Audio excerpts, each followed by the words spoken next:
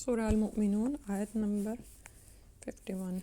السلام علیکم ورحمۃ اللہ، نحمدہ ونصلی علی رسولہ الکریم، اما بعد، فاعوذ باللہ من الشیطان الرجیم، بسم اللہ الرحمن الرحیم۔ رب اشرح لی صدری ویسر لی امری واحلل عقدۃ من لسانی یفقہوا قولی۔ سورہ المؤمنون آیت 51۔ یا ایھا الرسل، اے رسولو، کلو کھاؤ، من الطیباتی پاکیزہ چیزوں میں سے، وعملوا صالحا اور عمل کرو نیک صالح۔ اور صالح عمل آپ پڑھ چکے ہیں کہ اس کی دو یعنی کہ اس کی شرائط ہیں کہ اللہ سبحانہ و تعالیٰ کے لیے نیت خالص ہو، اور دوسرا یہ کہ سنت کے مطابق ہو، یعنی جو شریعت اللہ نے اتاری ہے اس کے مطابق۔ ظاہر ہے یہاں پر رسولوں کو ہی حکم دیا جا رہا ہے، تو سنت سے مطابق وہ شریعت ہوگی جو اللہ تعالیٰ نے ان کو فرمایا کہ اس کے مطابق عمل کرو۔ انی بے شک میں، بما ساتھ اس کے جو تعملون تم عمل کرتے ہو، علیم جاننے والا ہوں۔ تو پیچھے الحمدللہ اسی لیے پچھلے لیکچر میں ہم نے سارے رسولوں کا پڑھا تھا، کیونکہ جن کے بارے میں اللہ تعالیٰ نے فرمایا ان کے حالات ہم نے پڑھے، اور یہاں سے اب سارے رسولوں کو ایک طرح سے بنیادی تعلیم کے لیے جو ہے اصول دیے جا رہے ہیں۔ اور ظاہر ہے یہ سارے رسول ایک زمانے میں نہیں آئے، ایک زمانے میں تو نہیں اکٹھے کیے گئے کہ انہیں اس طرح مخاطب کیا گیا ہے،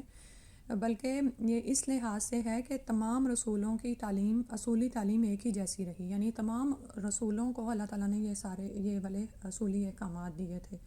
تو یہاں پر اختصار کے ساتھ ان کا ذکر کیا گیا، اور چونکہ ہم پر یہ وحی اتر رہی ہے اب، یعنی نبی صلی اللہ علیہ وسلم کے ذریعے ہم تک پہنچی، تو اس میں خطاب تو اگرچہ رسولوں کو ہے، لیکن اس کا حکم عام ہے، کیونکہ وہ شریعت جس کی پیروی رسولوں نے کرنی تھی وہی انہوں نے ہمیں آگے دی، ٹھیک ہے۔ اور جیسے قرآن کریم نے بعض مقامات پر یا ایھا الناس کہہ کر حلال اور پاکیزہ چیزیں کھانے کا حکم دیا ہے، اور بعض مقامات پر اس کے حکم کے مخاطب ایمان لانے والے ہیں۔ تو یہاں پر رسولوں کو فرما کر ایک عام حکم ہے، اور فرمایا کلوا من الطیبات، حکم کیا ہے کہ پاکیزہ چیزوں میں سے کھاؤ۔ پاکیزہ چیزوں سے مراد وہ چیزیں ہیں جن کا کھانا شریعت نے حلال قرار دیا ہو اور انہیں حلال ذرائع سے ہی حاصل کیا گیا ہو، ٹھیک ہے۔ یعنی اس میں دو چیزیں آ جائیں گی، وہ بذات خود بھی حلال ہو وہ چیز، یعنی اللہ تعالیٰ کی طرف سے اس کے حلال ہونے کا حکم دیا گیا ہو، اور وہ حلال طریقے سے اور حلال طریقے سے ہی ذبح کی گئی اور حاصل کی گئی ہو۔ مثال کے طور پر آ کے دیکھیں کہ مرغی حلال ہے، لیکن اگر کوئی اس کو چوری کے ذریعے سے حاصل کرتا تو وہ حرام ہو جائے گی، ٹھیک ہے۔ اور اسی طرح سے مال کو کمانا حلال ہے، لیکن اگر وہ تجارت یا حلال طریقوں کے علاوہ طریقوں سے، سود سے یا ناجائز ذرائع سے حاصل کیا جائے گا تو وہ حرام تصور ہوگا۔ یعنی وہی مال جو کہ ہے تو حلال، لیکن وہ چونکہ اس کا ذریعہ حرام ہے، یعنی معنوی اور ظاہری دونوں اعتبار سے طیبات کی وضاحت کی گئی ہے، ٹھیک ہے، کہ طیبات میں سے کھاؤ۔ اور سبحان اللہ، کسب حلال اور حرام سے اجتناب اس قدر اہم حکم ہے کہ اللہ تعالیٰ نے نیک اعمال سے بھی پہلے اس کا ذکر رکھا ہے، ٹھیک ہے، کیونکہ آپ جانتے ہیں کہ اگر کسی کی کمائی حرام کی ہو تو اس کے نیک اعمال بھی قبول نہیں ہوتے۔ اور اس میں ہم سورہ البقرہ کی آیت نمبر 168 میں بھی کچھ احادیث ہیں، وہ میں یعنی اسی آیت کے حوالے سے، وہاں پر بھی یہ حکم اللہ سبحانہ و تعالیٰ نے ہمیں دیا۔ اس میں تھوڑی سی حدیث پڑھ لیتے ہیں انشاءاللہ۔ ابو ہریرہ رضی اللہ عنہ فرماتے ہیں کہ نبی اکرم صلی اللہ علیہ وآلہ وسلم نے فرمایا، اے لوگو، اللہ پاک ہے اور وہ صرف پاک مال قبول کرتا ہے، کہ اللہ تعالیٰ نے مومنوں کو بھی اس بات کا حکم دیا جس کا اس نے رسولوں کو حکم دیا، ٹھیک ہے۔ جیسے یہاں پر رسولوں کو حکم دیا جا رہا ہے،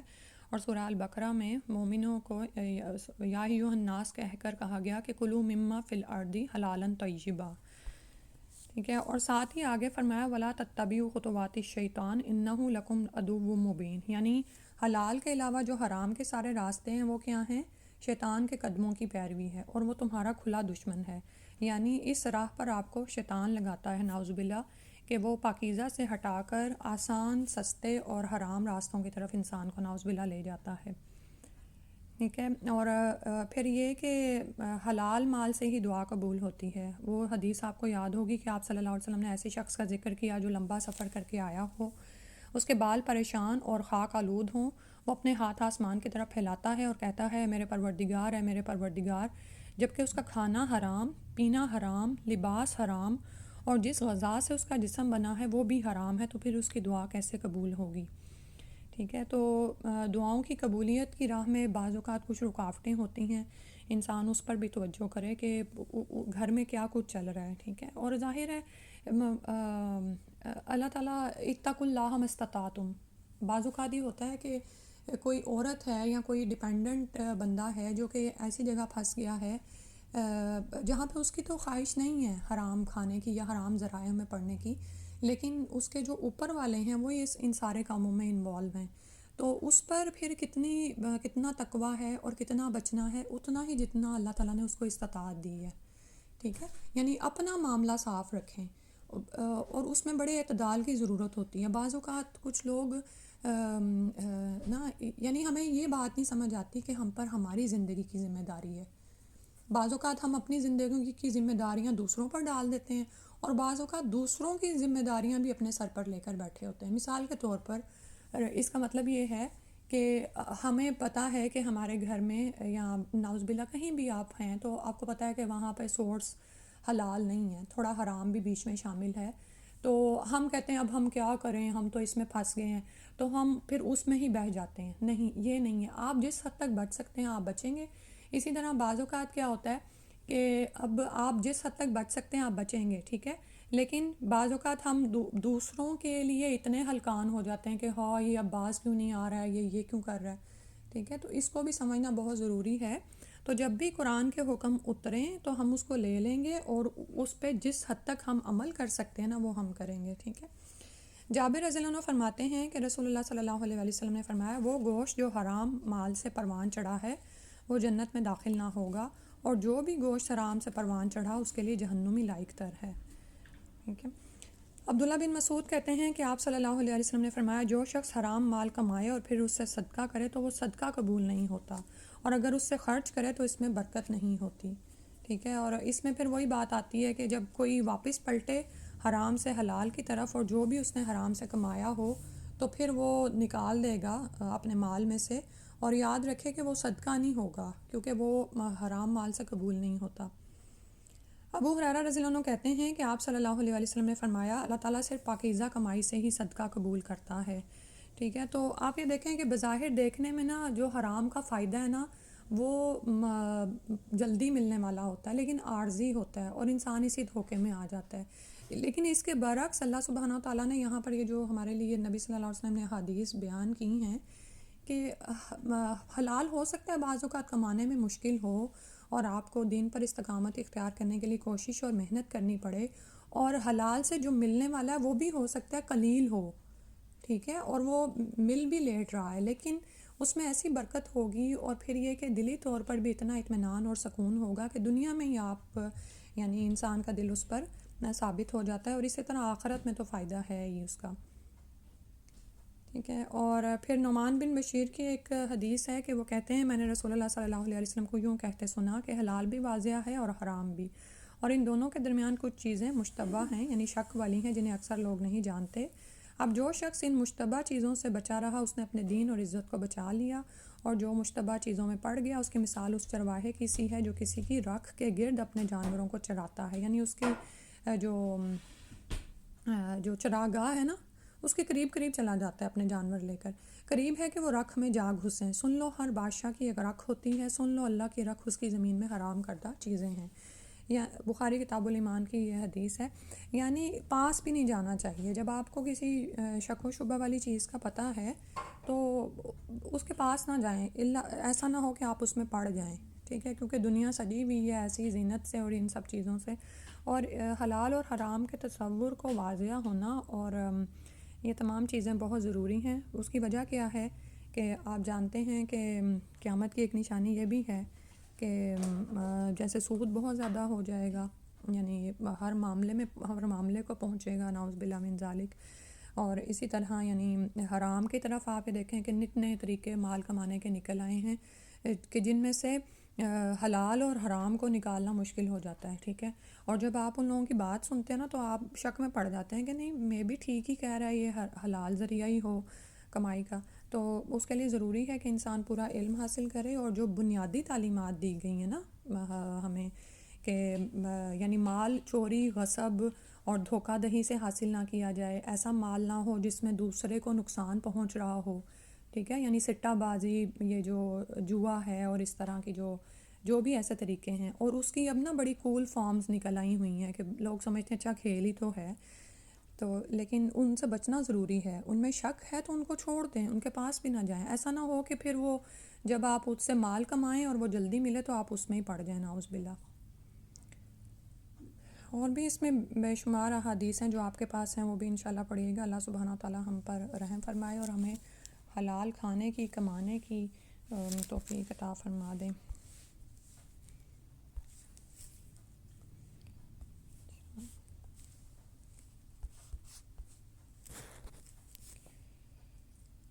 اور پھر فرمایا وَعَمَلُوا صالحہ، اور نیک اعمال کرو، ٹھیک ہے، اور یعنی پہلے فرمایا ہے کہ اپنے کھانے پینے پر دیکھو، کیا آپ کھا رہے ہو، کیا وہ حلال ہے اور طیب ہے، اور پھر یہ کہ طیب میں آپ یہ دیکھیں کہ بعض اوقات بظاہر دیکھنے میں کچھ چیزیں حلال ہو سکتی ہیں، حلال ذرائع سے لی ہیں، لیکن وہ آپ کی طبیعت کے لیے، آپ کی صحت کے لیے اچھی نہیں ہیں، اور ایسی بھی بے شمار چیزیں اب دنیا میں پھیل گئی ہیں، تو جب وہ آپ کے لیے طیب نہیں ہیں اور آپ کی صحت کے لیے نقصان دہ ہیں تو اس کو بھی چھوڑ دیں۔ طیبات کا کیونکہ ذکر آ رہا ہے، ٹھیک ہے، یعنی کوئی بھی بعض اوقات یہ ہوتا ہے کہ کوئی چیز خراب ہو جاتی ہے، اور بعض اوقات یہ ہوتا ہے کہ کوئی چیز آپ کی صحت کے لیے ٹھیک نہیں ہے، اور بے شمار ایسی چیزیں ہیں، اور کچھ تو واضح طور پر وہی مشتبہ چیزیں ہیں، جیسے اب بہت ساری شراب تو جو ہے وہ تو حرام ہے، ٹھیک ہے، لیکن بہت ساری ایسی ڈرنکس ہیں سافٹ ڈرنکس کے نام سے، یا اور بہت سی ایسی چیزیں ہیں جو کہ صحت کے لیے بہت ہی نقصان دہ ہیں، اور ان کا مسلسل استعمال وہ بھی نقصان دہ ہے، اور اسی طرح سے چاہے وہ کولڈ ڈرنکس ہوں، چاہے یہ دوسری والی ہوں، تو ساروں میں ہی کوئی نہ کوئی اگر کسی میں کوئی شک ہے، اور خاص طور پر اگر وہ آپ کی طبیعت کے لیے ٹھیک نہیں ہے تو پھر اس کو بھی چھوڑ دیا جائے، کیونکہ جو کچھ آپ کھاتے ہیں نا وہ آپ کی صحت پر اور آپ کے نیک اعمال کرنے کے لیے بہت زیادہ یعنی مؤثر ہوتا ہے، یعنی اچھا کھائیں گے تو نیک عمل کر سکیں گے، صحت اچھی ہوگی تو پھر ہی آپ عبادت بھی اچھی کر سکیں گے اور کسی کے کام آ سکیں گے، ٹھیک ہے، اور پھر یہ کہ جب دعوت کے لیے آپ کو نکلنا ہے تو آپ یہ دیکھیں کہ دعوت کے لیے تو انسان جب اپنے کام پورے ہوتے ہیں اس کے بعد ہی پھر وہ دعوت و تبلیغ کی طرف آ رہا ہوتا ہے نا، تو ایک ایسا شخص جو کہ ذہنی، جسمانی، روحانی طور پر بیمار ہے تو وہ کس حد تک دوسروں کی خدمت کر سکتا ہے، یا اپنی عبادات کر سکتا ہے، یا دوسروں کو دین کی طرف بلا سکتا ہے، تو یہ حکم بڑا اہم ہے کہ ہم اپنے کھانے پینے کی اس روٹین کی، اور زیادہ سے زیادہ ہم انشاءاللہ کوشش کریں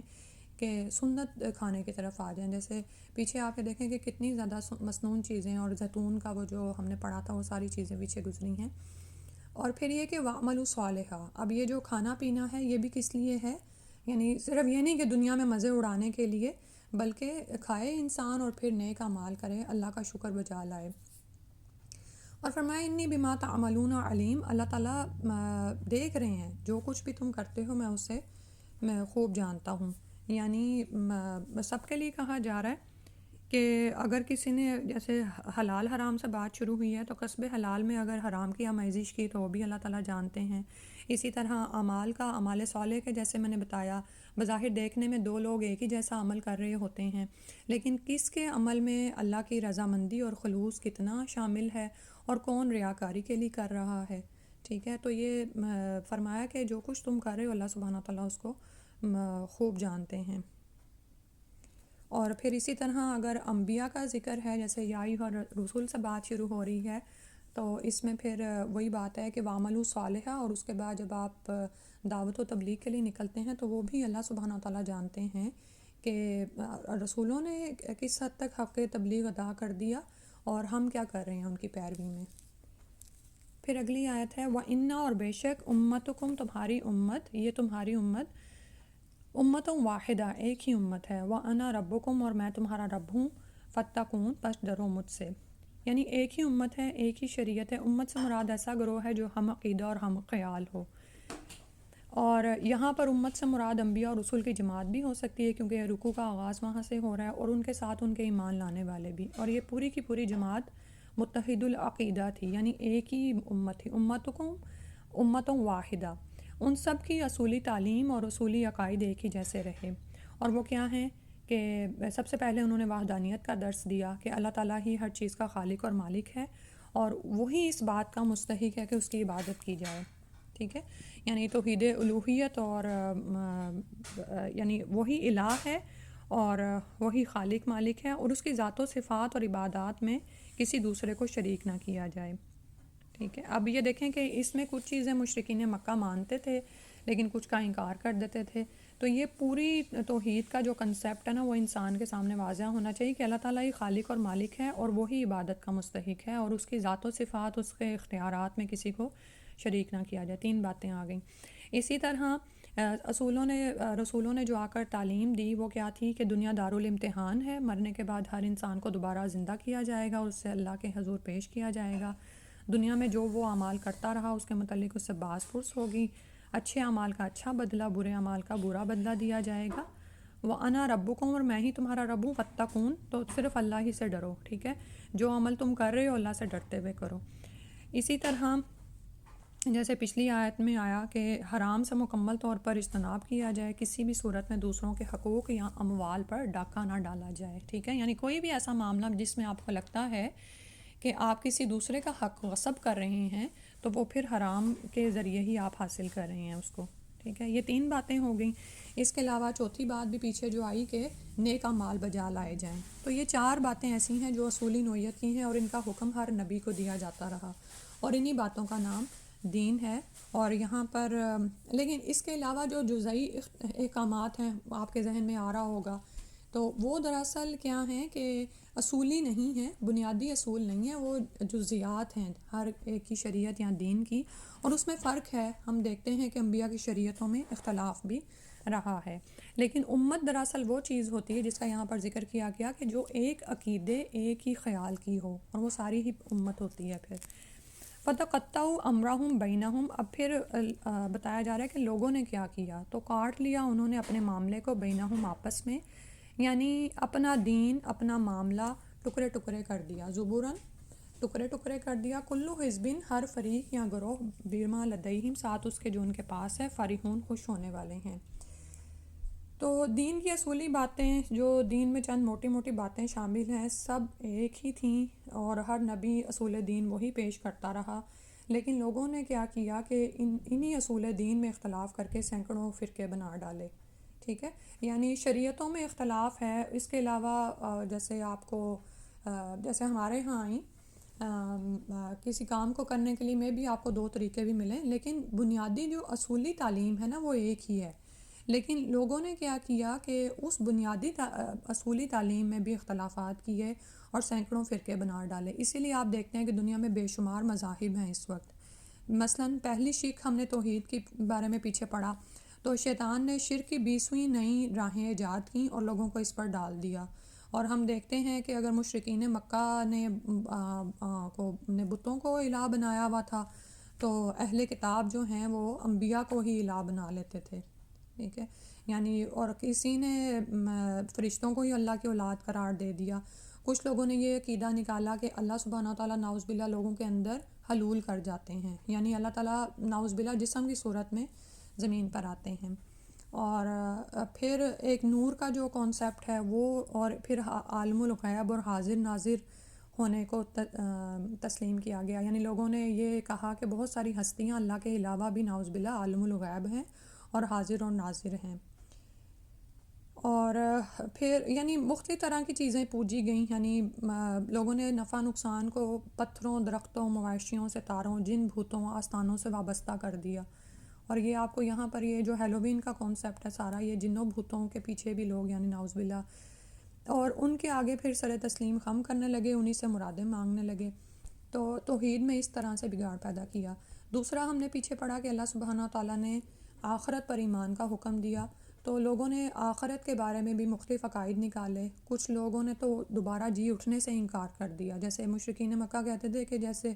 ہم مٹی اور ہڈیاں ہو جائیں گے تو دوبارہ کیسے اٹھائے جائیں گے۔ کچھ لوگوں نے اس کو تسلیم کیا لیکن اس کے تقاضوں کو نہ سمجھا، یعنی انہوں نے یہ تصور نہیں رکھا کہ ہم مرنے کے بعد اپنے اعمال کے جواب دیں ہیں، بلکہ انہوں نے کہا کہ مختلف یعنی کہ ادوار آتے ہیں، انسان مرتا ہے، اچھے عمل کرے تو اگلے دور میں اچھی حال میں اٹھایا جاتا ہے، اور پھر یہ کہ کچھ نے مانا بھی کہ آخرت میں یہ سب کچھ ہوگا، لیکن انصاف پر وہ قائم نہیں رہے۔ یعنی انہوں نے کہا کہ ہم چونکہ انبیاء کی اولاد ہیں، یا ہم سید ہیں، یا یہ کہ ہم بڑے بڑے بزرگوں کی اولاد ہیں، تو ہمیں کیسے عذاب ہو سکتا ہے۔ کچھ لوگوں نے سفارش کے عقیدے گھڑ لیے کہ اگر ہم فلاں کی سفارش کر لیں، وہ یعنی کہ پیروی کریں گے تو وہ ہمیں شفاعت کر کے بچا لیں گے، اور بھی بے شمار ایسی چیزیں ہیں۔ اب یہ دیکھیں نصارہ نے ہی کیا عقیدہ گھڑا کہ ہم مرنے کے بعد اٹھائے تو جائیں گے، لیکن چونکہ عیسیٰ علیہ السلام ہمارے گناہوں کا بار لے کر سولی چڑھ گئے تو وہ ہمارے بھی گناہ بخشوا گئے، نعوذ باللہ۔ اور اس طرح کا عقیدہ جو ہے نعوذ باللہ مسلمانوں میں بھی کچھ جگہوں پر، یعنی فلاں آستانے سے گزر جاؤ تو نجات ہو جائے گی۔ یعنی انسان نے جو بھی وہ عقائد نکال سکتا تھا وہ اس نے کیا، اور آپ دیکھتے ہیں کہ دنیا کی اکثریت کس راہ پر چل رہی ہے کہ اصول دین کو چھوڑ کر مختلف فرقوں میں بٹی ہوئی ہے۔ اسی طرح حلال سے متعلق جو حکم پیچھے آیا، تیسرا حکم تھا پاکیزہ اشیاء کھانے سے متعلق، تو اس میں بھی لوگوں نے افراط و تفرید کی راہیں پیدا کیں۔ رہبان اور مشائخ اور صوفیہ نے اپنے اوپر حلال اشیاء کو حرام قرار دے لیا، اور دوسروں نے حرام و حلال کی تمیز ہی ختم کر دی۔ اللہ تعالیٰ نے کھانے سے منع نہیں کیا، ٹھیک ہے، کھاؤ پیو اور اسراف نہ کرو، کھانے پینے کا باقاعدہ حکم دیا گیا ہے۔ لیکن آپ یہ دیکھیں راہبان جو ہیں اور اسی طرح رہبان جو ہیں، اور اسی طرح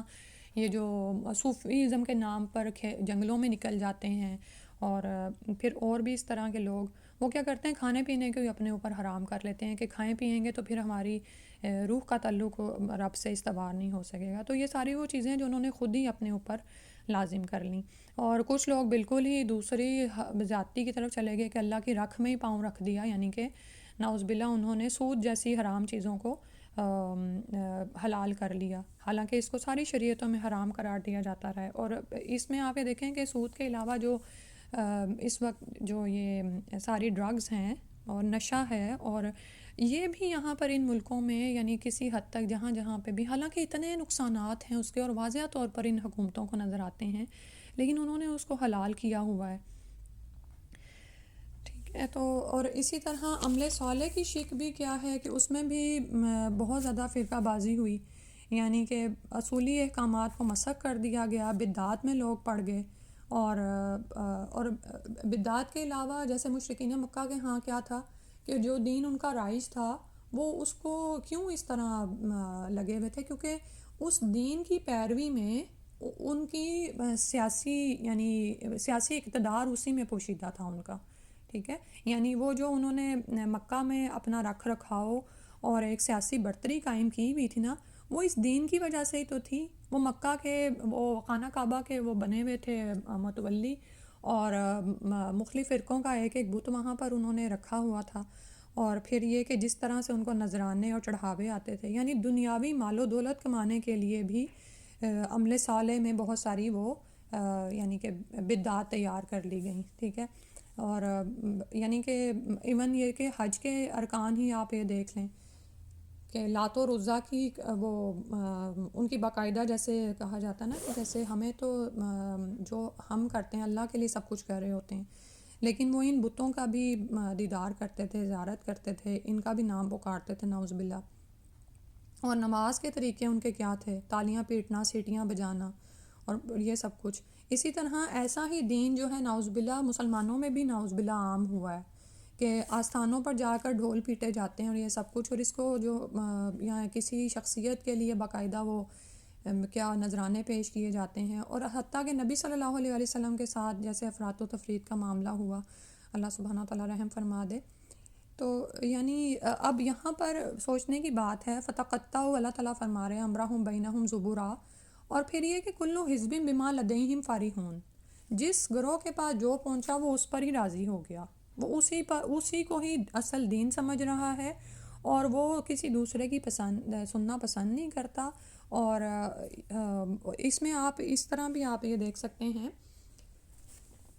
کہ صرف اگر ہم اسلام کو ہی دیکھیں تو مسلمانوں میں بے شمار ایسے فرقے ہیں کہ ہر ایک اپنے آپ کو نا جنت کا حقدار سمجھتا ہے اور دوسرے کو پھر گمراہ اور کافر قرار دیتا ہے. اس بات کو سمجھنے کی بہت زیادہ ضرورت ہے کہ دیکھیں ایک طرف تو وہ ہے نا جو بے دینی ہے یا لادینی ہے یا بدعات ہیں، لیکن ایک طرف دین میں اختلاف ہے، ٹھیک ہے، اور اختلاف دین کا حسن ہے، ٹھیک ہے. اور جس کے پاس جو پہنچا ہے وہ بھی اس کے پاس اصولی تعلیم کے ذریعے ہی پہنچا ہے، ٹھیک ہے. یعنی بعض اوقات نماز کے طریقوں میں، نماز کی جو اصولی جو چیزیں ہیں نا ان میں آپ اختلاف نہیں دیکھیں گے. ہم میں سے کوئی یہ نہیں کرتی. یہ سبحان اللہ، اللہ کا کتنا احسان ہے کہ اللہ اکبر ہوتی ہے تو ہم ہاتھ باندھتے ہی ہیں، کھڑے ہی ہوتے ہیں، قیام ہی کرتے ہیں. پہلی اللہ اکبر پہ ہم رکوع میں نہیں چلے جاتے. اس کے بعد پتہ ہے سب نے رکوع میں ہی جانا ہے، سب نے سجدے میں ہی جانا ہے، اس کے بعد بیٹھنا ہے 2 رکعت کے بعد، ٹھیک ہے. یہ تمام چیزیں جو ہیں سب ایک جیسی ہیں.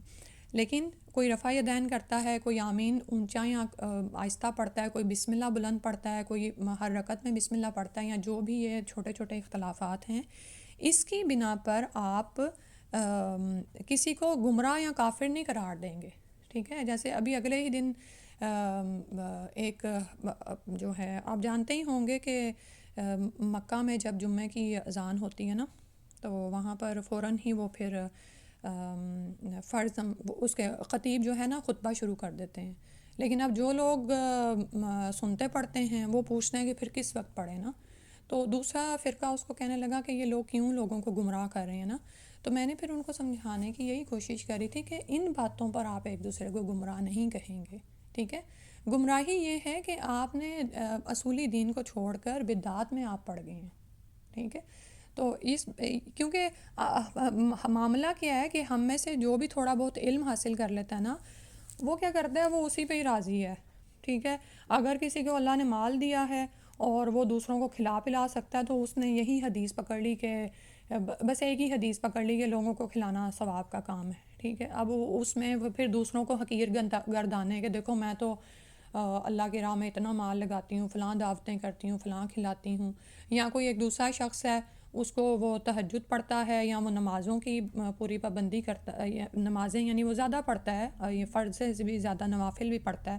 اور وہ دوسرے کو کہے کہ یہ تو یہ بھی نہیں کر رہا، وہ بھی نہیں کر رہا، ٹھیک ہے. تو یہ جو چیزیں ہیں نا اس کو دیکھنا چاہیے کہ اللہ سبحانہ تعالیٰ نے ہمارے لیے اتنی دین میں وسعت پیدا کی ہے اور ہر ایک کو مختلف صلاحیتیں دی ہیں. کوئی کچھ کر رہا ہے، کوئی کچھ کر رہا ہے، لیکن اگر وہ صحیح دین پر ہیں تو آپس میں ہم یہ نہیں کہیں گے کہ فلاں جون سا ہے وہ تو نعوذ باللہ گمراہ ہے یا تو جائے گا ہی جہنم میں اور میں ہی صرف نیک راہ پر ہوں. کیونکہ نبی صلی اللہ علیہ وسلم نے بھی صراط مستقیم کی تعریف کیا بتائی تھی کہ ما انا علیہ و صحابی، جس پر میں ہوں اور میرے صحابہ ہیں، ٹھیک ہے. تو اگر اور صحابہ آپ یہ دیکھیں کوئی ایک آدھے تھوڑی تھے. اس دن بھی ہم نے پڑھا کہ انبیاء کی تعداد جتنی صحابہ کی تعداد بنتی ہے 1.25 اور وہ سارے ان کی قبریں مدینہ میں نہیں ہیں، وہ مدینہ میں سب نہیں فوت ہوئے ہیں، وہ سب نکل گئے تھے دین کو ادھر ادھر لے کے. اب ہر ایک کی شخصیتیں مختلف تھیں، ہر ایک کی عادات فطرت مختلف تھی، کوئی جنگ میں آگے تھا، کوئی تبلیغ کے میدان میں اور کوئی اسی طرح. تو پھر ایک ہی کلاس میں پڑھنے والے یعنی نبی صلی اللہ علیہ وسلم سے تعلیم لینے والے سبھی صحابہ، اس میں اپنا بھی وہ ان کا وہ ایک تھا نا، ایک اپروچ تھی سوچنے کی، اس پہ عمل کرنے کی. تو پھر کیا ہوا کہ پھر اسی لیے آپ یہ تھوڑے بہت اختلافات دیکھتے ہیں، لیکن اس کی بنا پر آپ کسی کو کافر یا گمراہ نہیں قرار دیں گے جب تک کہ بنیادی اصولی تعلیم ایک ہی ہے. یہ سمجھنا بہت ضروری ہے کیونکہ ہم بھی جب تھوڑا بہت علم حاصل کر لیتے ہیں نا تو ہم یہی کر رہے ہوتے ہیں کلو حزب بما لدیہم فرحون، اور دوسروں کو حقیر گرداننا.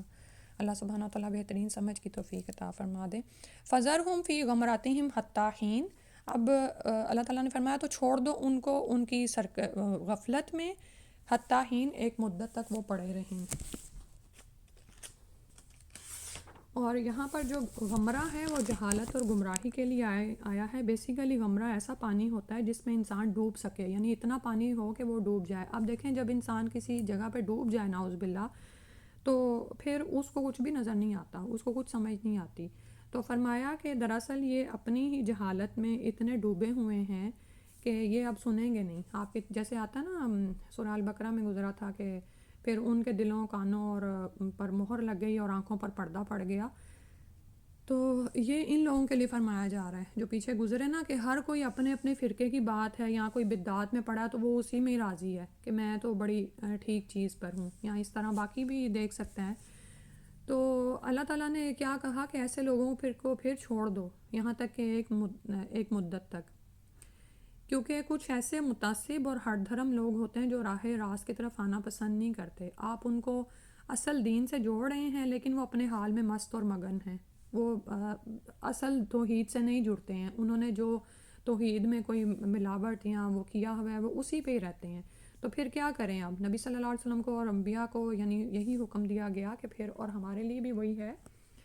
جیسے آپ سورہ البقرہ کے آغاز میں یہ دوسری قسم پڑھ چکے ہیں نا کہ کفار کی، کہ ان کا حال یہ ہے کہ جب وہ بالکل بھی ڈھیٹ اور سرکش ہو گئے اور سننا پسند ہی نہیں کرتے تو پھر ان کو ان کے حال پر چھوڑ دیجئے۔ اب ان کا معاملہ یہ ہے کہ ان کو ڈراؤ یا نہ ڈراؤ وہ واپس ہدایت کی طرف نہیں آئیں گے۔ حتیٰ ہین سے مراد یہاں پر کیا ہے کہ جب انہیں حقیقت پوری طرح معلوم ہو جائے گی، یعنی وہ باتیں جو آپ ان کو آج بتا رہے ہیں وہ غیب سے پردہ ہٹ جائے گا اور بالکل سامنے آ جائیں گی۔ اَيَحْسَبُونَ أَنَّمَا نُمِدُّهُم بِهِ مِن مَّالٍ وَبَنِينَ، کیا وہ یہ سمجھتے ہیں کہ بے شک ہم مدد دیتے ہیں ان کو ساتھ اس کے، من مال و بنین یعنی مال اور بیٹوں سے، یعنی وہ یہ خیال کیے ہوئے ہیں کہ ہم جو انہیں مال اور اولاد دیے جا رہے ہیں تو یہ دراصل ہم انہیں مدد دے رہے ہیں۔ مطلب کہنے کا یہ ہے کہ وہ سمجھتے ہیں کہ یہ دراصل بھلائیاں ہیں، جس کا ذکر اگلی آیت میں آ رہا ہے کہ دنیا میں جب کوئی شخص جس کو ہم ہدایت کی طرف بلائیں تو وہ کہتا ہے لو میرے پاس تو اتنا مال ہے، اتنا سب کچھ ہے، یہ مجھے کس تعلیم کی طرف بلا رہا ہے، ٹھیک ہے، یہ میرے پاس مال ہے، بیٹے ہیں، اللہ نے مجھے اتنا عطا کیا ہے، اللہ مجھ سے راضی ہے۔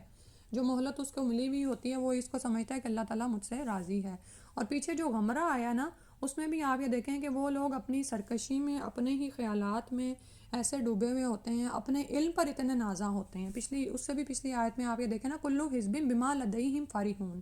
جو ان کے پاس ہے نا، جو علم یا عقیدہ ان کے پاس ہے، یا جو چاہے وہ خراب ہی ہے لیکن وہ ان کے آباء و اجداد کے ذریعے سے یا انہوں نے علم حاصل کر کے، دنیاوی تعلیم حاصل کر کے جو کچھ سیکھا ہے اس کے پاس جو ہے نا وہ اسی پہ ہی راضی رہتے ہیں، ٹھیک ہے، تو وہ آپ کی پھر سننا نہیں چاہتے، وہ اسی غمرہ میں ہی راضی ہیں۔ تو پھر ان کو ایک مدت تک کے لیے چھوڑ دیجئے، اور راضی ہیں، اور پلس یہ سمجھ رہے ہیں کہ اللہ ہم سے راضی ہے۔ نصاری لہم فی الخیرات، ہم جلدی کر رہے ہیں ان کے لیے بھلائیوں میں، یعنی وہ یہ سمجھتے ہیں کہ ہم جو انہیں مال اور بیٹے ہم نے دنیا میں آزمائش کے لیے ان کو دیے ہوئے ہیں، اور اس میں ہم یہ دراصل ان کے لیے مہلت ہے، کیونکہ مومن جانتا ہے کہ دنیا میں جو بھی کچھ ہمیں ملتا ہے، چاہے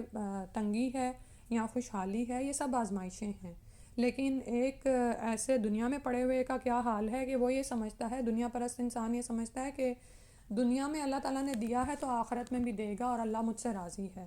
تو وہ یہ سمجھ رہے ہیں کہ اللہ تعالیٰ ان کے لیے بھلائیوں میں جلدی کریں، بل لا یشعرون، اللہ تعالیٰ نے فرمایا کہ انہیں اس بات کا شعور ہی نہیں۔ شعر آپ نے پڑھا تھا نا کہ شین عین را ہوتا ہے کہ بال جیسی باریک دانائی، یعنی اگر وہ غور و فکر کریں تو وہ پہچانیں کہ یہ دنیا تو ایک دارالامتحان ہے، اس میں تو جو کچھ بھی دیا جا رہا ہے یہ سب کچھ تمہاری آزمائش کے لیے ہے۔ اور ایسے لوگوں کو تو جب اللہ تعالیٰ بھلائیاں دیتے ہیں نا تو یہ دراصل ان کی نعوذ باللہ رسی دراز ہو رہی ہوتی ہے، ان کو ڈھیل دی جا رہی ہوتی ہے، کیونکہ ایسے جاہل اور دنیا دار لوگ یہ سمجھتے ہیں کہ آسودہ حالی اللہ تعالیٰ کی رضامندی کی علامت ہوتی ہے، اور تنگ دستی یا پریشان حالی اللہ تعالیٰ کی ناراضگی کی۔ تو پھر آپ یہ دیکھیں کہ قریش مکہ کا بھی یہی حال تھا کہ جب وہ مومنین کو دیکھتے کہ ایمان لا کر ان کو لوگوں کا حال کیا ہے، تو پھر آپ سوچیں کہ وہ خود کو کتنا وہ بلند سمجھتے ہوں گے کہ اگر اللہ ہم سے ناراض ہوتا تو ہمیں کیوں یہ بھلائیاں ملی ہوئی ہوتی۔ حالانکہ اس کے برعکس معاملہ ہے، اللہ سبحانہ تعالیٰ جب انبیاء بھیجتے ہیں اور یہ ان کی تکذیب کرتے ہیں اور ایمانداروں پر ظلم و زیادتی روا رکھتے ہیں تو اللہ تعالیٰ کی طرف سے ان کو مہلت دے دی جاتی ہے، اور وہ یہ سمجھتے ہیں کہ وہ اس نظریہ پر پختہ ہو جاتے ہیں کہ نصاری لہم فی الخیرات، تو پھر یہ دراصل حالانکہ یہ ان کے لیے ایک طرح کا ابتلاء کا دور ہوتا ہے۔ پیچھے جیسے آپ نے پڑھا تھا نا کہ اللہ تعالیٰ تنگیوں سے آزماتے ہیں اور پھر بھی وہ لوگ نہیں پلٹتے تو پھر اللہ تعالیٰ خوشحالیوں کے دروازے کھول دیتے ہیں، انعامات الہی کی بارش ہونے لگتی ہے، ٹھیک ہے، تو یہ جب ہوتی ہے تو لوگ یہ سمجھتے ہیں کہ اللہ ہم سے راضی ہے، حالانکہ یہ ایک مہلت ہوتی ہے، ان کو ڈھیل دی جا رہی ہوتی ہے اور ان پر حجت تمام کی جا رہی ہوتی ہے، ٹھیک ہے۔ کیونکہ یہی مال اور اولاد ان کے لیے پھر آزمائش بن جاتے ہیں، انہی سے وہ اپنی گناہوں کی کشتی کو اور بھر لیتے ہیں، نعوذ باللہ، اور پھر وہ جو انجام ہے برا ہی ہوتا ہے، استغفر اللہ توب الیک۔ تو اس کو سوچنے کی بہت زیادہ ضرورت ہے، کیونکہ اس دھوکے میں نا آج کا انسان بھی پڑا ہوا ہے۔ عموماً کیا ہوتا ہے، اور یہ بھی اللہ کی دین ہے، اللہ تعالیٰ جانتے ہیں کہ کون سا شخص خوشحالی سے اللہ کی طرف آتا ہے۔ بعض اوقات آپ دیکھتے ہیں کہ کوئی ایمان والا ہے تو اللہ تعالیٰ اس کو بہت آزما رہے ہوتے ہیں، تو یہ اس بات کی علامت نہیں ہوتی کہ اللہ تعالیٰ اس سے ناراض ہیں۔ ہم تو دیکھتے ہیں کہ انبیاء پر سب سے زیادہ آزمائشیں آئیں، اور اس کے بعد جو ایمان میں آگے تھے انبیاء کے بعد ان پر آئیں، ٹھیک ہے۔ تو لیکن آج کا انسان بھی اس دھوکے میں پڑا ہوا ہے کہ مسلمان بھی ہیں ہم، لیکن جب تکالیف ہوتی ہیں تو ہم اللہ سے جڑتے ہیں، بہت زیادہ جڑتے ہیں، لیکن جب خوشحالی آتی ہے تو ہم بھی یہی سمجھتے ہیں سب کچھ ٹھیک ہی ہے، ہم اپنے کمفرٹ زون میں چلے جاتے ہیں، بس وہی جو تھوڑا بہت ہم دین کا کر رہے ہیں بس ٹھیک ہے، اللہ ہم سے راضی ہے۔ نعوذ باللہ انہی خیالات، اسی غمرہ میں انسان رہتا ہے، اور بعض اوقات مہلت ہی تمام ہو جاتی ہے۔ بعض اوقات کیا ہوتا ہے کہ مال کی محبت میں انسان اتنا ڈوب جاتا ہے کہ فرائض سے بھی کوتاہی کرنے لگتا ہے۔ جتنا مال ہوگا آپ یہ دیکھیں کہ گھروں میں جتنا آپ بڑھا لیں گے تو بعض اوقات عورتیں اتنی مصروف ہو جاتی ہیں کہ فرض نمازوں کا وقت نکلا جا رہا ہے لیکن ان کے پاس وقت ہی نہیں ہے، بھر جاتے ہیں ان کے ہاتھ گھر کے ہی کاموں سے، نعوذ باللہ۔ تو اور پھر یہ کہ یہ اللہ تعالیٰ کی دین ہے کہ اللہ تعالیٰ کس کو دیتے ہیں کس کو نہیں دیتے۔ بعض اوقات اللہ تعالیٰ کسی کو محروم رکھتے ہیں تاکہ وہ اللہ سے جڑا رہے، بعض اوقات اللہ تعالیٰ کسی کو بہت نعمتیں عطا کرتے ہیں تاکہ وہ اللہ سے جڑا رہے، کیونکہ کچھ لوگوں کے لیے اللہ کی حکمت ہے کہ وہ اگر ان کو نہ دیا جائے تو وہ اللہ سے دور جائیں، تو یہ تو اللہ تعالیٰ کی تقسیم ہے۔ لیکن یہ عقیدہ بالکل ہی خراب ہے کہ اگر کوئی دنیا میں مالدار ہے تو سمجھو اللہ اس سے راضی ہے، کیونکہ یہاں پر فرمایا گیا بل لا یشعرون، وہ علم شعور ہی نہیں رکھتے، وہ جاہل ہیں کہ ایسی باتیں سوچ رہے ہیں۔ ان الذین ہم من خشیت ربہم مشفقون، بے شک وہ لوگ وہ من خشیتی ڈر سے، ہیبت سے، ربہم اپنے رب کی، مشفقون ڈرنے والے ہیں۔ اب یہاں پر دوسرے گروپ کا حال بتایا گیا ہے، پہلے والے کا ختم ہوا، فرمایا کہ وہ لوگ یعنی اور دراصل یہ اس کا کمپیریزن ہے کہ پیچھے آیا نا نصاری لہم فی الخیرات، یہ لوگ نہیں ہیں پیچھے والے فرسٹ گروپ کے جن کے لیے اللہ تعالیٰ بھلائیوں میں تیزی کریں، بلکہ بھلائیاں پانے والے تو وہ ہیں جو اپنے رب کی خشیت سے ڈرنے والے ہیں، اس کے خوف سے ڈرتے رہتے ہیں۔ اور وہ کون لوگ ہیں؟ والذین ہم بآیات ربہم یؤمنون، اور وہ لوگ اپنے رب کی آیات پر ایمان لاتے ہیں۔ والذین ہم بربہم لا یشرکون، اور یہ وہ لوگ ہیں جو اپنے پروردگار کے ساتھ یعنی اپنے رب کے ساتھ کسی کو شریک نہیں ٹھہراتے۔ پھر اگلی صفت ان کی کیا ہے؟ والذین یؤتون ما آتوا، اور وہ لوگ جو دیتے ہیں جو کچھ کہ وہ دیتے ہیں، وقلوبہم، اور دل ان کے وجلتن، خائف ہیں، ڈرتے ہیں، کانپتے ہیں، انہم، کہ بے شک وہ الی ربہم، اپنے رب کی طرف، راجعون، پلٹ کر جانے والے ہیں۔ اولئک یسارعون فی الخیرات، یہی دراصل وہ لوگ ہیں جو کہ بھلائیوں میں جلدی کرتے ہیں، وہم لہا سابقون، اور وہ ان کے لیے، ان بھلائیوں کے لیے آگے بڑھنے والے ہیں، سبقت کرنے والے ہیں، ٹھیک ہے۔ یعنی اگر بھلائیاں پانی ہیں، ان میں سبقت کرنی ہے، آگے بڑھنا ہے، تو پھر یہ والا راستہ اختیار کرنا ہوگا جس کا یہاں پر آیت نمبر 57 سے ذکر آ رہا ہے۔ سب سے پہلی بات کیا ہے کہ اللہ کی خشیت کا ہونا، ٹھیک ہے کہ اور یہ دراصل یہاں سے اللہ سبحانہ وتعالیٰ مخلص بندوں کی چند صفات بیان کر رہے ہیں۔ اللہ کی خشیت ہے، وہ ڈرنے والے ہیں، اللہ کی آیات پر ایمان لاتے ہیں، اور وہی بات آ گئی کہ بہت سے لوگ ہیں جنہوں نے دنیا میں مختلف عقائد بنائے ہوئے ہیں لیکن وہ وحی الہی کی روشنی میں نہیں ہیں۔ لیکن مومنین کا کیا معاملہ ہے کہ وہ اللہ کی جو آیات اترتی ہیں اس پر ایمان لاتے ہیں، ان تمام احکامات کو، ان تمام اصول و عقائد کو مانتے ہیں، اس کو 1400 سال پہلے پرانی باتیں نہیں کہتے، اپنے رب کے ساتھ کسی کو شریک نہیں ٹھہراتے، اپنا جو عمل ہے وہ ان کا خالص ہوتا ہے، اللہ ہی کے لیے ہوتا ہے، اس میں کسی قسم کی شرکی ملاوٹ نہیں ہوتی۔ اور اگلی بات آپ یہ دیکھیں کہ بہت ہی اہم ہے کہ وہ جو پہلے والا گروپ ہے نا، وہ کچھ نہ کر کے بھی بہت وہ ہے، مغرور ہے کہ ہمیں تو اللہ نے بہت دیا ہوا ہے۔ اب ان کا کیا حال ہے؟ والذین یؤتون ما آتوا وقلوبہم وجلۃ انہم الی ربہم راجعون، یہ لوگ تو عمل کر کے بھی ڈرے رہتے ہیں۔ عمل کیا ہے ان کا؟ کہ اللہ کی راہ میں صدقات کرتے رہتے ہیں، لیکن اس کے باوجود بھی ڈرتے ہیں کہ انہیں اپنے رب کی طرف لوٹنا ہے، یعنی ان کو یہ خوف رہتا ہے کہ پتہ نہیں اللہ کے ہاں یہ قبول بھی ہوا کہ نہیں، کیونکہ کوئی دنیا میں نا آپ جو بھی نیک اعمال کر رہے ہوتے ہیں، ہاں یہ ہے کہ اگلے نیک عمل کی توفیق دی جاتی ہے تو بندہ کہتا ہے کہ چلو اللہ کے ہاں قبول ہو گیا، یا آپ استغفار کر رہے ہوتے ہیں تو دل مطمئن ہو جاتا ہے کہ اللہ نے معاف کر ہی دیا ہوگا، ٹھیک ہے.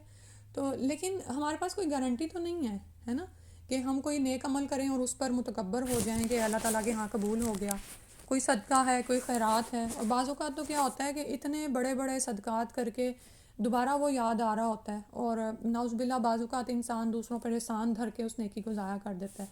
ٹھیک ہے. تو یعنی مومن کا معاملہ کیا ہے، وہ تو ڈے کی بھی ڈر رہا ہوتا ہے، ان کے دل کانپتے رہتے ہیں کہ جہاں پر ان کو یہ چاہیے وہاں تک پہنچا ہے کہ نہیں، یعنی رب کے ہاں پہنچا ہے، رب کے ہاں مقبول ہوا ہے کہ نہیں. انہم الی ربہم راجعون، کہ جب ہم اٹھیں تو ہمیں اپنے سارے نیک اعمال وہاں پر نظر آئیں، ایسا نہ ہو کہ وہ سراب کی طرح ضائع ہو گئے ہوں، ٹھیک ہے. تو یہ دراصل کن کی بات ہو رہی ہے؟ مومنین کی بات ہو رہی ہے. اس کے متعلق حدیث پڑھ لیتے ہیں. سیدہ عائشہ رضی اللہ عنہ فرماتی ہیں کہ میں نے اس آیت کے متعلق نبی اکرم صلی اللہ علیہ وآلہ وسلم سے پوچھا کہ جو لوگ اللہ کی راہ میں دیتے ہیں انہیں کس بات کا ڈر لگا رہتا ہے، کیا وہ شراب پیتے ہیں یا چوری کرتے ہیں؟ آپ صلی اللہ علیہ وسلم نے فرمایا ہے اور صدیق کی بیٹی یہ بات نہیں، بلکہ وہ لوگ روزہ رکھتے، نماز پڑھتے اور صدقہ دیتے ہیں، اس کے باوجود وہ ڈرتے ہیں شاید ان کا قبول نہ ہو، یہی لوگ ہیں جو نیکیوں کی طرف لپکتے اور آگے نکل جانے والے ہیں. ترمذی ابواب تفسیر کی یہ روایت ہے. اور اس میں آپ یہ دیکھیں کہ عثمان رضی اللہ عنہ ایک دفعہ بہت مال لے کر آئے تھے نا، اور نبی صلی اللہ علیہ وسلم بہت خوش ہوئے تھے کہ آج کے بعد عثمان کا کوئی عمل اس کو نقصان نہیں دے گا. لیکن ہم دیکھتے ہیں کہ کیا عثمان رضی اللہ عنہ نے اس کے بعد عمل چھوڑ دیا؟ نہیں. تو یعنی کہ صحابہ کرام کا تو یہ معاملہ تھا کہ رسول صلی اللہ علیہ وسلم ان کے درمیان ہیں، اور 10 عشرہ مبشرہ ہیں، اور بہت سارے اور بے شمار ایسے صحابی ہیں جن کو جنت کی بشارتیں دی گئی ہیں، لیکن وہ بیٹھے تو نہیں اس کے بعد. اولئک یسارعون فی الخیرات، بلکہ وہ تو اس میں بھاگ دوڑی کرتے رہے. وہم لہا سابقون، انہی کے لیے فرمایا کہ وہی پھر آگے بڑھنے والے ہیں، ٹھیک ہے. تو سبق اس میں ہمیں یہی ملتا ہے کہ اللہ کی راہ میں نیکیاں کرتے جائیں اور اللہ سے امید رکھیں، لیکن اس پر تکیہ نہ لگا کر بیٹھ جائیں کہ میں نے آج تو بہت کر لیا اور اب مجھے کرنے کی ضرورت نہیں ہے، میں نے اس رمضان میں اتنی نیکیاں کیں اور سب کچھ کر لیا، اب تو میں فارغ اگلے رمضان تک ایسے ہی بیٹھی رہوں. ایسا نہیں ہے، ٹھیک ہے. بلکہ اس میں کیا ہے کہ اللہ تعالیٰ سے ڈرتے رہے انسان، اور یہ دعا کرتا رہے کہ یا اللہ جو اعمال کر رہا ہے وہ وہاں پر مل بھی جائیں ہمیں، یعنی ان کا بدلہ مل جائے. ولا نکلف نفسا، اور نہیں تکلیف دیتے ہم کسی جان کو، الا وسعها، مگر اس کی وسعت کے مطابق. ولدینا کتاب، اور ہمارے پاس ایک کتاب ہے، ینطقو، جو بولتی ہے، بالحق، کی حق کے ساتھ، وہم لا یظلمون، اور وہ ظلم نہیں کیے جائیں گے. تو اللہ تعالیٰ نے جو احکام شریعت بیان کیے، رسولوں کے ذریعے جو اصولی تعلیم اتاری گئی، وہ اب جیسے نبی صلی اللہ علیہ وسلم پر جو شریعت اتری ہے وہ قیامت تک کے لیے قابل عمل ہے. اللہ تعالیٰ نے کسی بھی نفس کو اس کی وسعت سے زیادہ تکلیف نہیں دی، ٹھیک ہے. اور پھر یہ کہ آپ یہ دیکھیں کہ نماز کا ہی معاملہ لے لیں، روزانہ فرض ہے، 5 نمازیں فرض ہیں، الا یہ کہ اگر کوئی بیمار ہے تو اس کو رخصت دی گئی، ٹھیک ہے. اسی طرح نماز پڑھنے سے پہلے طہارت کا حکم ہے، لیکن طہارت میں بھی کیا ہے کہ اگر کچھ رخصتیں بھی ہیں، پانی نہ ملے تو پھر تیمم کر لو، ٹھیک. اگر بیماری بڑھنے کا خوف ہے تو تیمم کر لو. اسی طرح سے کچھ اور، جیسے یعنی صرف نماز کے احکامات کی بات آپ دیکھ لیں. اسی طرح سفر میں ہو تو قصر کر لو، خوف کی حالت میں ہو تو قصر کر لو، اور نمازوں کو یعنی اکٹھا بھی کر سکتے ہیں، جہاں جو بھی احکامات ہیں اس کے مطابق ہی، ٹھیک ہے، اپنی مرضی سے نہیں. اور پھر یہ کہ بارش کے عذر کی وجہ سے جماعت سے آپ گھر بھی رہ سکتے ہو. صلو فی رحالکم، اپنی اپنی جگہوں پر، اپنے اپنے ٹھکانوں پر نماز پڑھ لو. تو اور لیکن آپ یہ دیکھیں کہ کوئی بھی حکم ایسا نہیں ہے جو انسان کی استعداد سے باہر ہو، یعنی وہ یہ نہیں کہہ سکتا کہ اللہ تعالیٰ نے تو یہ ہمیں اس کا بھی مکلف کر دیا، اس کا بھی، جس کا بھی مکلف کیا گیا ہے نا وہ ذمہ داری اٹھا سکتا ہے. اور پھر یہ کہ اللہ سبحانہ و تعالیٰ سب کچھ دیکھ رہے ہیں. ولدینا کتاب، اللہ کے ہاں ایک کتاب ہے جو حق کے ساتھ بولے گی کتاب، یعنی ہم پڑھتے ہیں نا نامہ اعمال ہے جو لکھا ہوا ہوگا، لیکن وہ ٹھیک ٹھیک بیان کر دے گا. اور آج اس بات کو سمجھنا بالکل بھی مشکل نہیں ہے. آپ یہ دیکھیں کہ آپ کتابیں اور چیزیں خود بول رہی ہوتی ہیں، آپ لوگوں کی ویڈیوز چل رہی ہوتی ہیں، اور سب کچھ صاف سامنے آ جاتا ہے. وہم لا یظلمون، اور ان کی حق تلفی نہ ہوگی، کسی کا ظلم آپ کے کھاتے میں نہیں ڈالا جائے گا، یا آپ کا کسی پر کیا گیا ظلم کسی کے کھاتے میں نہیں ڈالا جائے گا۔ اور آپ یہ دیکھیں کہ انسان آج اتنی ترقی کر گیا ہے کہ جو ریکارڈنگ ہوتی ہے اس میں سے آپ کچھ باہر نہیں نکال سکتے، یعنی کوئی ایسی چیز جو آپ کو پسند نہیں ہے تو ایک ایک چیز ریکارڈ ہو جاتی ہے، اور اللہ سبحانہ و تعالیٰ کے ہاں تو پھر عمل جو ہے وہ نیتوں کے ساتھ ریکارڈ ہوگا نا، سب کچھ بالحق، حق کے ساتھ وہ بول دے گی، یعنی اس عمل کے پیچھے کتنی خالص نیت تھی، کس نیت سے کیا گیا، کن حالات میں، یعنی کن سرکمسٹانسز کے تحت وہ کیا گیا، اور وہ جو بھی کچھ ہوگا سب سامنے آ جائے گا۔ اللہ سبحانہ و تعالیٰ رحم فرما دے۔ اور کوئی بہانہ انسان نہیں کر سکے گا کہ نہیں میں یہ، چونکہ میری اتنی استعداد نہیں تھی، میں ایسے ماحول میں پیدا ہو گیا، مجھے یہ تھا تو میں یہ نہیں کر سکا، نہیں، سب آیت کے پہلے ہی یہی فرما دیا گیا کہ ولا نکلف نفسا الا وسعها، اللہ تعالیٰ تو کسی کو اس کی وسعت سے بڑھ کر تکلیف نہیں دیتے۔ اور پھر یہ بات انسان کو نا راہ راست پر رکھنے میں بڑی مددگار ہے کہ ہم اس بات کو یاد رکھیں کہ اللہ کے پاس جو کتاب ہے نا وہ حق کے ساتھ بیان کر دے گی وہاں پر سب کچھ، اور کسی پر کوئی ظلم نہیں ہوگا۔ بل قلوبہم فی غمرۃ، لیکن حال کیا ہے ان کا کہ ان کے دل غفلت میں ہیں، من ھذا، اس سے، ولہم اعمال، اور ان کے لیے اعمال ہے، من دون ذالک، اس کے علاوہ، ہم لہا عاملون، وہ اس کے لیے عمل کرنے والے ہیں، یعنی ان کے دل اس بات سے غفلت میں ہیں، وہ اس بات کو ماننے کو تیار ہی نہیں ہیں کہ یہ سب کچھ ہوگا وہاں پر۔ اور جیسے اب یہاں آپ یہ دیکھیں کہ مختلف احادیث کے ذریعے بھی ہمیں بتایا گیا ہے کہ انسان کے ساتھ معزز فرشتے موجود ہیں، ایک دائیں طرف ہے دوسرا بائیں طرف، ان کی ڈیوٹیز چینج ہوتی ہیں، عصر اور فجر اور عصر کے وقت بدلتی ہیں، اور پھر ہمارے اعمال پیر اور جمعرات کو اللہ کے ہاں اٹھائے جاتے ہیں، اور بھی بے شمار ایسی چیزیں جس سے ہمیں پتہ چلتا ہے کہ ہم ہر وقت نگرانی میں ہیں، سب سے بڑھ کر تو اللہ تعالیٰ ہی کی نگرانی ہے کہ جس کا انسان خیال کرے، اور اس کے علاوہ مسلسل ریکارڈنگ بھی ہو رہی ہے سب کچھ، تو لیکن پھر بھی آج کا انسان اس کو ماننے کو تیار نہیں ہے۔ اور حالانکہ اب اس بات کو سمجھنا بہت حد تک آسان ہوتا چلا جا رہا ہے، جتنی انسان نے خود ترقی کر لی ہے، حیرت ہوتی ہے ہر میدان میں، لیکن اس ترقی نے کیا کیا ہے کہ اس کو غمرہ میں ہی ڈالا ہے۔ یعنی آپ یہ دیکھیں کسی عام انسان کو سمجھانا جو ہے نا، جیسے ابھی میں نے کہا نا کہ غمرہ وہ پانی ہوتا ہے جس میں انسان ڈوب جائے، یعنی غوطہ لگا سکتا ہے اس میں، ٹھیک ہے، اور یہاں اتنا زیادہ ہو کہ اس کی تہہ نظر نہ آئے، تو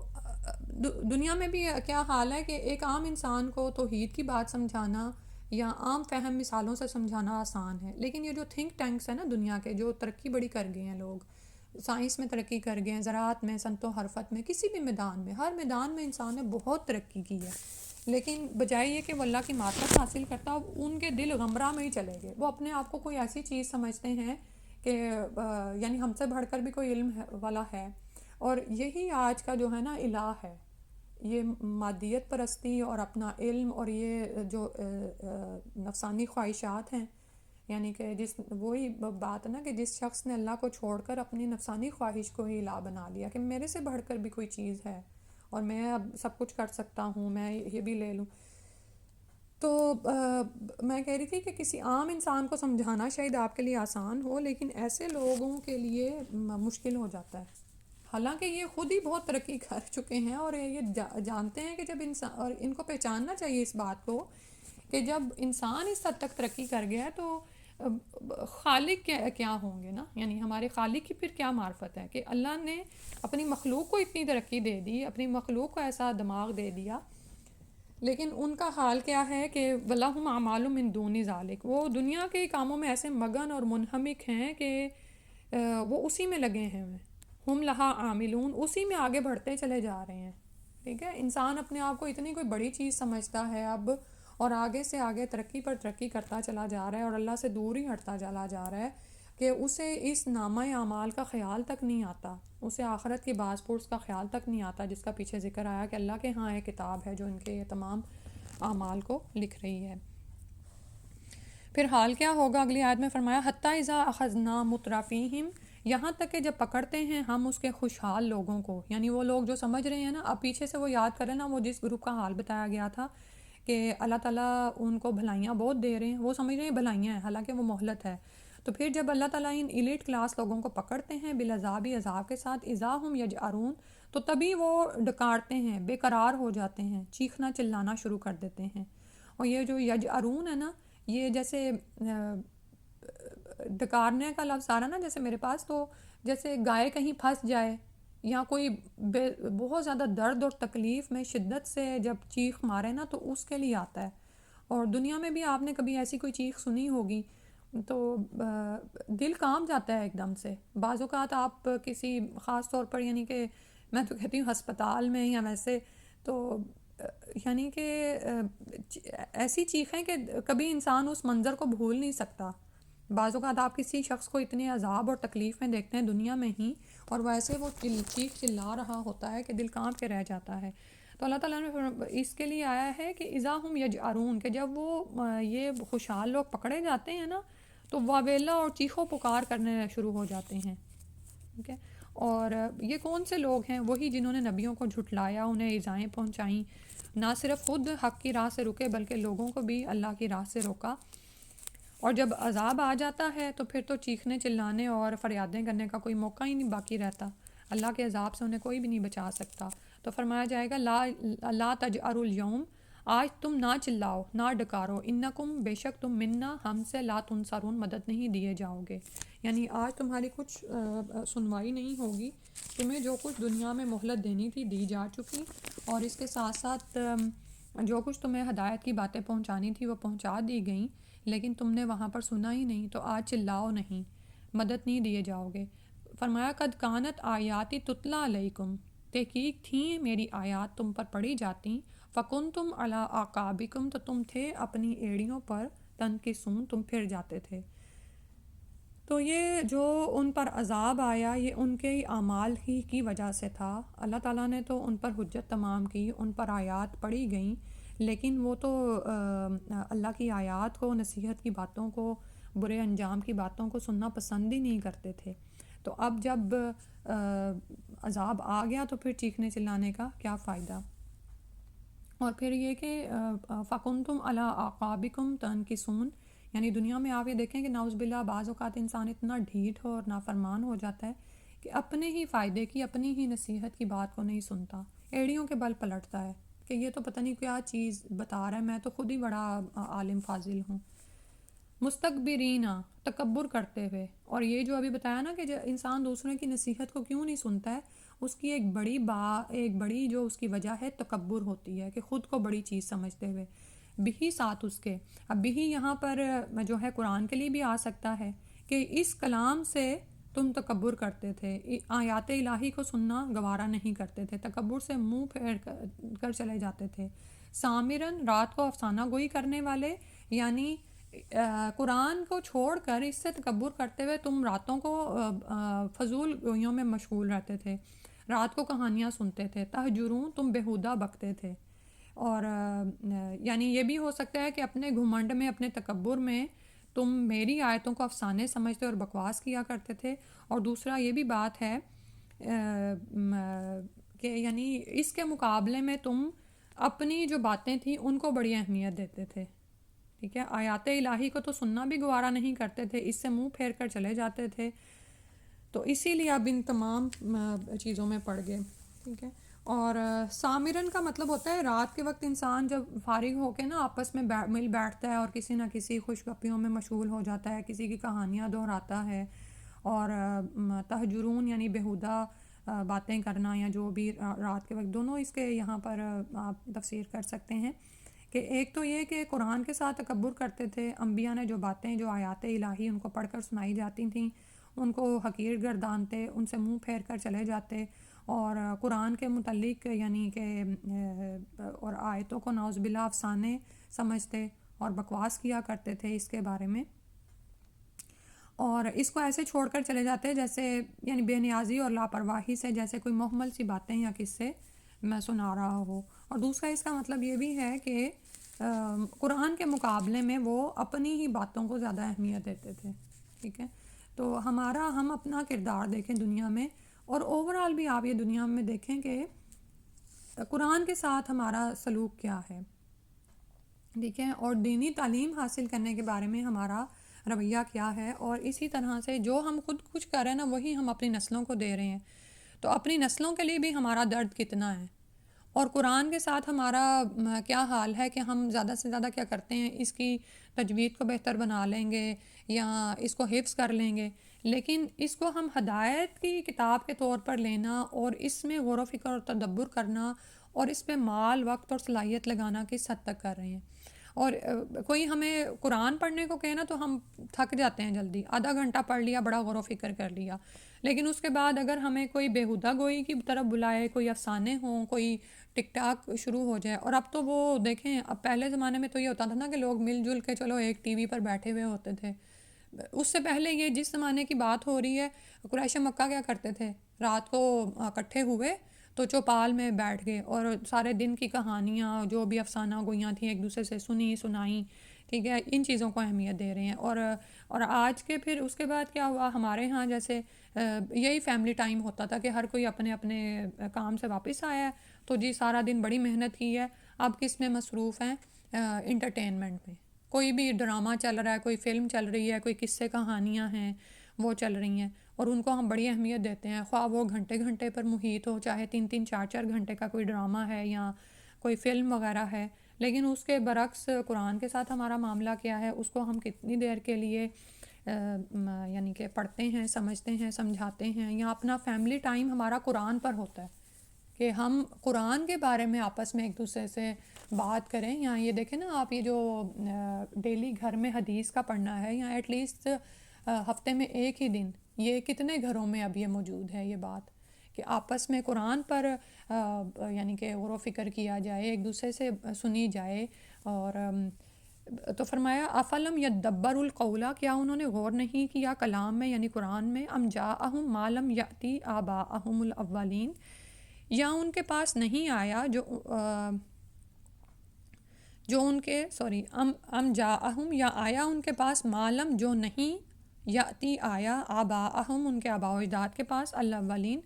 پہلوں کے، تو فرمایا کیا ان لوگوں نے اس کلام پر کبھی غور نہیں کیا، یا ان کے پاس کوئی ایسی بات آئی ہے جو ان کے آباء و اجداد کے پاس نہیں آتی تھی، یعنی اگر یہ قرآن میں اور اس کی آیات پر غور و فکر کرتے تو انہیں بآسانی معلوم ہو سکتا تھا کہ اس میں یہ وہی باتیں مذکور ہیں جو سابقہ انبیاء کی تعلیم ہے، اور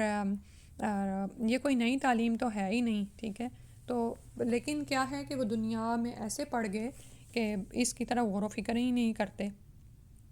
اور اس کے لیے نعوذ باللہ بیہودہ گویاں کرتے ہیں، اس پر بات کرتے ہیں، حالانکہ اس کلام میں تو سراسر حکمت بھری ہوئی ہے، اور کلام بھی ایسا فصیح و بلیغ ہے، اور ہمارے لیے ہدایت کی ایسی کتاب ہے، تو لیکن انہوں نے اس پر غور و فکر ہی نہیں کیا، تو انسان کا معاملہ کیا ہے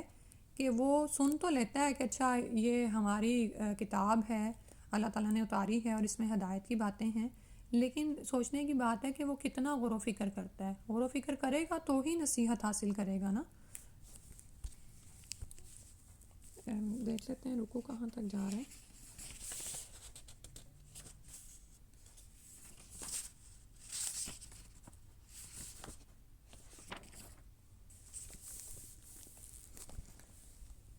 اچھا رکو ابھی دور ہے لیکن نا جی اگلی آیت ہے 69، ام لم یعرفوا رسولہم، یا انہوں نے اپنے رسول کو پہچانا نہیں، فہم لہو منکرون، تو وہ اس کے لیے انکاری ہیں، تو اللہ کی آیات سے پھرنے کی ایک وجہ یہاں پر یہ بتائی گئی کہ اپنے رسول سے پوری طرح متعارف ہی نہ رہے ہوئے، اور متعارف کیوں نہ ہوئے، حالانکہ یہی رسول تو ان کے درمیان پہلے سے موجود تھا، اور اللہ کے رسول کی زندگی شروع سے ہی بے داغ تھی، اس نے کبھی جھوٹ نہیں بولا، وہ تو ان کے درمیان صادق اور امین کے نام سے مشہور تھے، اور انہوں نے کبھی ان کے ساتھ جھوٹ نہیں بولا، کسی انسان سے فریب نہیں کیا، امانت میں خیانت نہیں کی، نہ وعدہ خلافی کی، اور پھر یہ کہ نعوذ باللہ آپ صلی اللہ علیہ وسلم جھگڑنے والے بھی نہیں تھے، یعنی بلا وجہ آپ جیسے لوگ ہوتا ہے نا عادت ہوتی ہے نعوذ باللہ، ایسی بھی کوئی چیز نہیں تھی، تو جو شخص اپنی زندگی میں اپنے معاملات میں کبھی جھوٹ نہیں بولتا وہ کیسے اللہ پر جھوٹ باندھ سکتا ہے کہ اس نے مجھے رسول بنایا ہے، یا اللہ کے نام پر وہ ان کو فریب دے سکتا ہے، فہم لہو منکرون، تو وہ اس کا انکار کر رہے ہیں، ٹھیک ہے، تو قرآن میں انہوں نے غور و فکر نہیں کیا کہ یہ ہماری ہدایت کی بات ہے، اور یہی کہنے لگے کہ ایسی تو کوئی چیز ہمارے آباء و اجداد کے پاس نہیں آتی تھی، تو اور پھر یہ کہ رسول کو انہوں نے پہچانا نہیں. پہچاننے کا مطلب یہ ہے کہ جانتے تو تھے کہ آپ صلی اللہ علیہ وسلم کی زندگی تو 40 سال کی ان کے سامنے بے داغ تھی،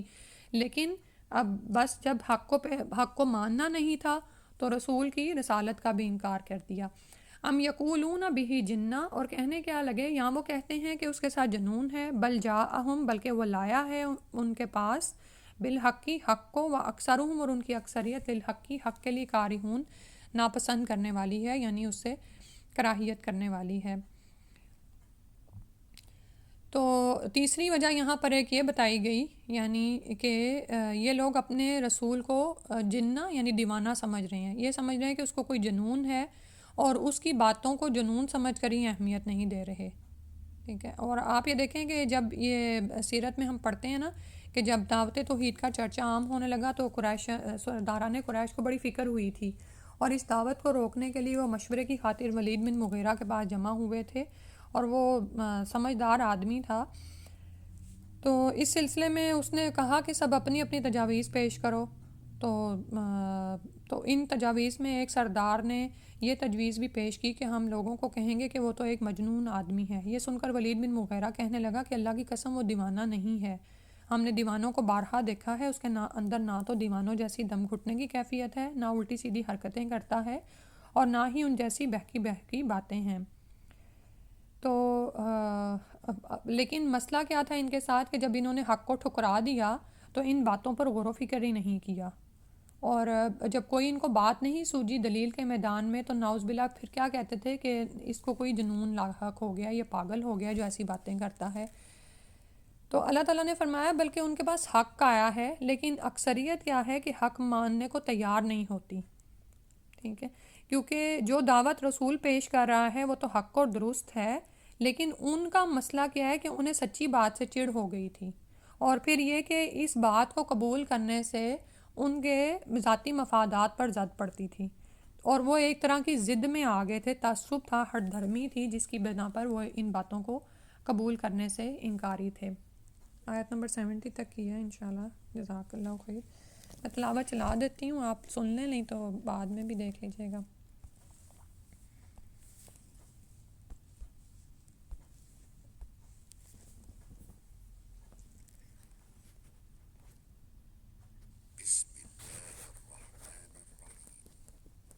يا أيها الرسل كلوا من الطيبات واعملوا صالحا إني بما تعملون عليم. وإن هذه أمتكم أمة واحدة وأنا ربكم فاتقون. فتقطعوا أمرهم بينهم زبرا كل حزب بما لديهم فرحون. فذرهم في غمرتهم حتى حين. أيحسبون أن ما نمدهم به من مال وبنين نسارع لهم في الخيرات بل لا يشعرون.